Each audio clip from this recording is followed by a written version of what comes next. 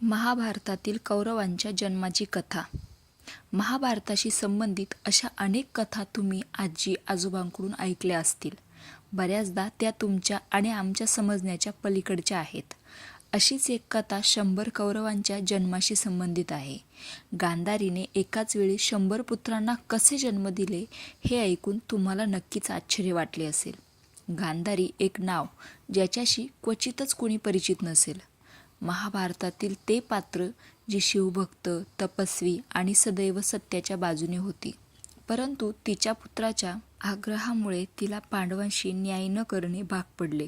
त्यांचा जन्म गांधारात झाला म्हणून त्यांचे नाव गांधारी ठेवण्यात आले. आज गांधार हा अफगाणिस्तानचा एक भाग आहे जो अजूनही गांधार म्हणून ओळखला जातो. गांधारीचा विवाह हस्तिनापूरचा राजा धृतराष्ट्राशी झाला होता. धृतराष्ट्र जन्मापासूनच अंध होते. त्यानंतर गांधारीनेही आयुष्यभर डोळ्यावर पट्टी बांधून ठेवली होती. राजा धृतराष्ट्र आणि गांधारी यांना 100 मुलगे आणि एक मुलगी दुःशाला होती, ज्यांना आपण आज कौरव म्हणून ओळखतो. कौरव कोण होते? राजा कौरव धृतराष्ट्र आणि गांधारी यांना जन्मलेल्या पुत्रांना कौरव म्हणतात. त्या सर्व 100 पुत्रांसह एक कन्याही जन्माला आली. तिचे नाव दुःशाला. पहिल्या जन्मलेल्या कौरवांचे नाव दुर्योधन असे आहे, जो महाभारतातील सर्वात महत्त्वाच्या पात्रांपैकी एक आहे. असे मानले जाते की दुर्योधन जन्माला येताच हसायला लागला. महाभारतात कौरव पांडवांच्या सैन्याविरुद्ध लढले होते आणि त्यांचा पराभवही झाला होता. महाभारतातील आदिपर्वानुसार गांधारी ही गांधार देशाचा राजा सुबल यांची कन्या होती. कौरव धृतराष्ट्र जन्माने आंधळे होते, पण त्यांची पत्नी गांधारी ही आंधळी नव्हती. धृतराष्ट्राची इच्छा होती की आपल्या भावांच्या आधी त्याला मूल व्हावे, कारण नवीन पिढीतील पहिला मुलगाच राजा होईल. तो गांधारीशी खूप प्रेमाने बोलला, जेणेकरून तिला कसा तरी मुलगा व्हावा. शेवटी गांधारी गरोदर राहिली आणि नंतर 9 महिने निघून गेले. 11 महिने झाले तरी गांधारीला काहीही झाले नाही. त्यानंतर धृतराष्ट्राला काळजी वाटू लागली. त्यानंतर त्यांना पांडवांना पुत्र झाल्याची बातमी मिळाली. त्यानंतर धृतराष्ट्र आणि गांधारी निराश झाले. युधिष्ठिर प्रथम जन्माला आल्याने तो साहजिकच सिंहासनाचा मालक झाला. 11-12 महिने उलटून गेले तरी गांधारीला मूल होऊ शकले नाही.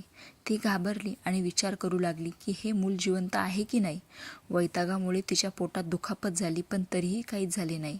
मग तिने आपल्या एका सेवकाकडून काठी मागवली आणि आपल्या पोटात मारायला सांगितले. त्यानंतर तिचा गर्भपात झाला आणि एक काळा मांसाचा तुकडा बाहेर आला, जो पाहताच लोक घाबरले, कारण ते मानवी मांसाच्या तुकड्यासारखे नव्हते. काहीतरी वाईट आणि अशुभ वाटत होते. अचानक भीतीदायक आवाजाने संपूर्ण हस्तिनापूर शहर भयभीत झाले. कोल्हे ओरडू लागले, जंगली प्राणी रस्त्यावर आले आणि दिवसा वटवाघूळ दिसू लागली. ही सर्व अशुभ चिन्हे पाहून ऋषीमुनींनी हस्तिनापूर सोडले. सगळीकडे आवाज होता. तेव्हा गांधारीने व्यासांना बोलवले. एकदा ऋषी व्यास लांबच्या प्रवासातून परत आले तेव्हा गांधारीने त्यांची खूप सेवा केली. तेव्हा त्यांनी गांधारीला आशीर्वाद दिला की तुला माझ्याकडून जे हवे ते मागू शकतेस. गांधारीने त्याच्याकडे 100 पुत्र होण्यासाठी आशीर्वाद मागितला. गर्भपातानंतर गांधारीने त्यांना बोलावून विचारले की तुम्ही मला 100 पुत्रांचा आशीर्वाद दिला आहे, पण त्याऐवजी हा देहाचा तुकडा जन्माला आला आहे. त्याला जन्म द्या किंवा एखाद्या मातीत गाडून टाका. ते ऐकून व्यास म्हणाले की मी जे सांगितले ते पूर्ण झाले आहे. मांसाचा तुकडा आणा. यानंतर व्यासांनी तो तुकडा तळघरात नेला आणि 100 मातीची भांडी, तिळाचे तेल आणि सर्व औषधी वनस्पती आणण्यास सांगितले. त्यांनी त्या मांसाचे 100 तुकडे केले आणि भांड्यात ठेवले आणि तळघरात बंद केले. मग त्याने पाहिले की एक तुकडा शिल्लक आहे. त्यानंतर त्याने दुसरे भांडे मागवण्याची आज्ञा दिली आणि सांगितले की तुम्हाला 100 मुले आणि एक मुलगी देखील होईल. असे म्हटले जाते की 2 वर्षांनी तळघरातून बाहेर आलेला पहिला मुलगा दुर्योधन होता.